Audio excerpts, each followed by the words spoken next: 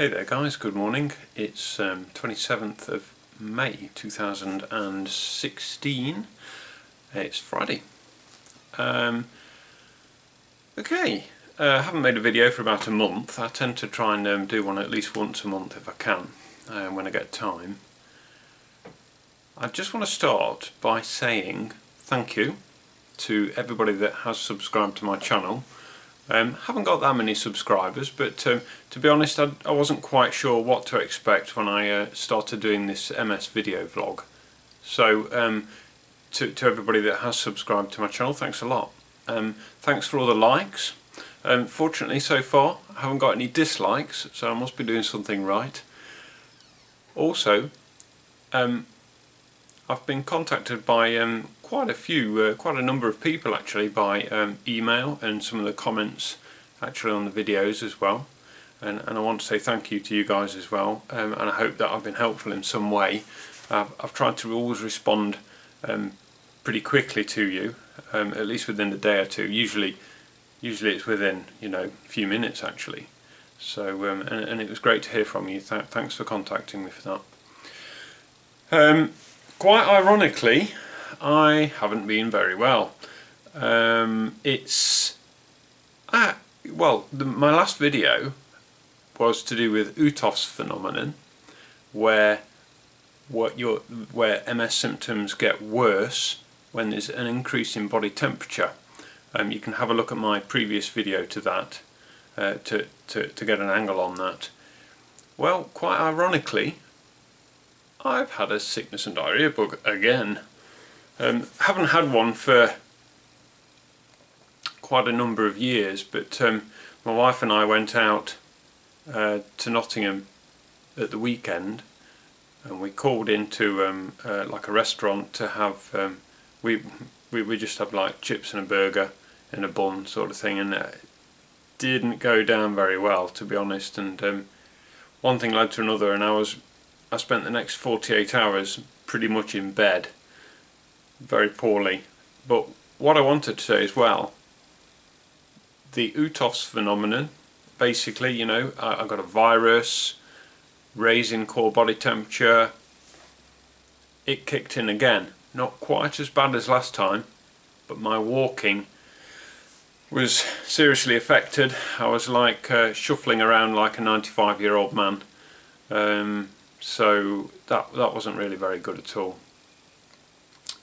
Okay, today's video I want to talk about my MS diagnosis, the actual day we went to hospital to see the neurologist to talk about the results from previous MRI scans.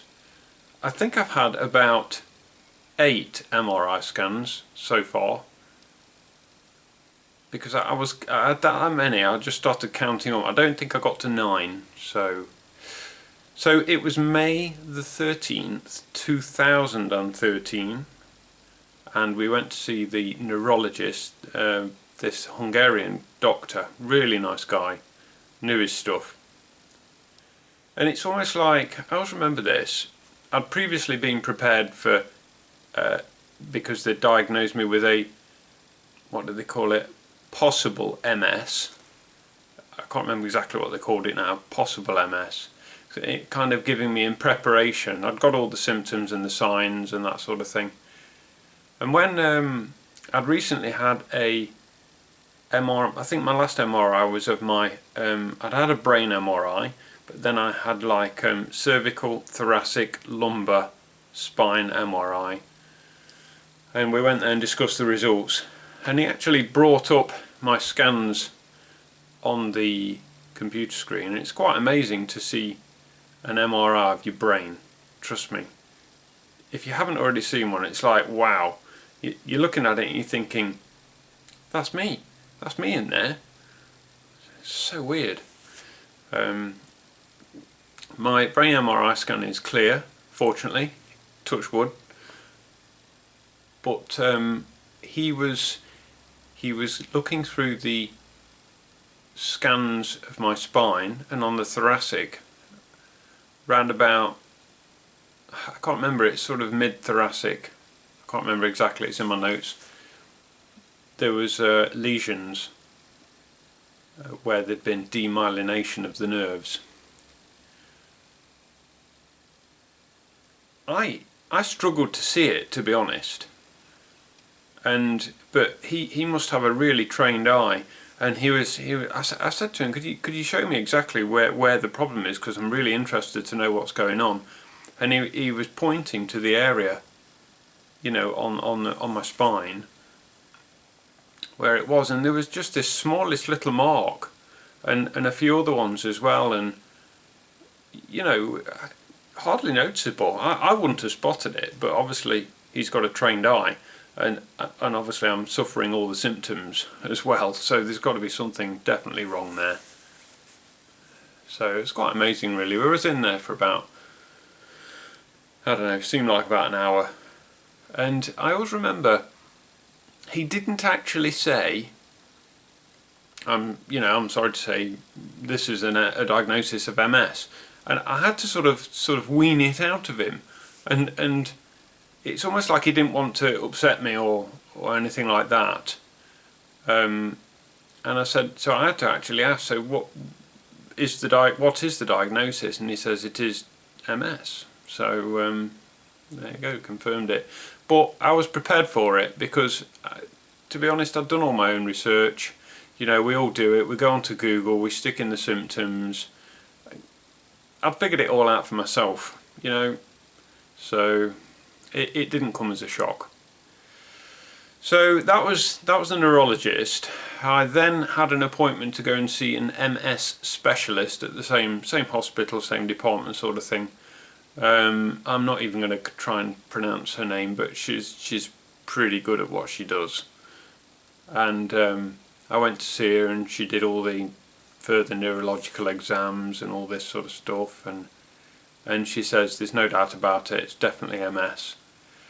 And then from there, she went through all my history as well, my notes, and again it was quite tough going actually. She was full on really insisting that I try and remember the different dates and times and when things happened, and she was trying to work out all the different relapses, and when I had the first relapse, a second, and a flare-up and another relapse, and she really kind of grilled me, you know, to get that information. It was pretty tough going, I remember that, but I did my best to remember.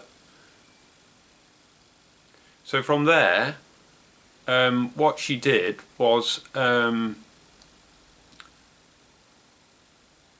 was to have an appointment with the MS nurse, and she was going to get me started on like a disease modifying drug to start with called Rebif, and then I moved on to Copaxone, but I'm going to talk about those in another video because I've got quite a bit to say about those.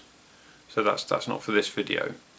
But also what she did is, because I was walking as if I'd had several glasses of port continuously all the time, basically drunk, I just couldn't walk in a straight line. Bumping into things, still do. And what she did do was organised for me to have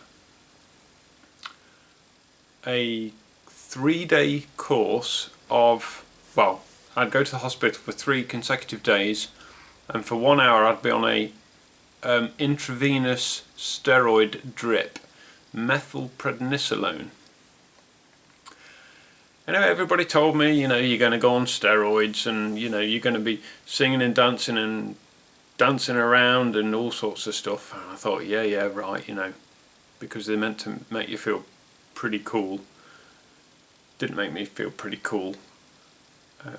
Had this pretty yucky, metallic-y taste in my mouth. And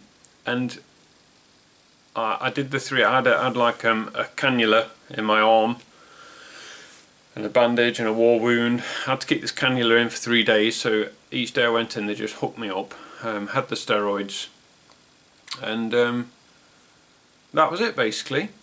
And I didn't feel any different whatsoever to start with. it was about 10 days later, I was absolutely bowled over. I suddenly said to my wife, I said, I'm getting my balance back. My balance was absolutely atrocious. I said, I'm getting my balance back. I'm not so wobbly and I'm not bumping into things so much. And it was quite significant. It was quite amazing. And I could only put that down to the steroids. I'm trying to remember, because this is 3 years ago now. So this was May 13th when I got my diagnosis, and it's 27th of May 3 years later. And so I'm just trying to remember. So I got my balance back, but some of my other symptoms that were really troublesome were also improving. So I'd got drop foot on my right leg. That was awful. That stopped me from driving a manual car. I had a manual car. I could no longer move my foot from gas to brake properly and from brake to gas, because my left foot on a manual car is for the clutch.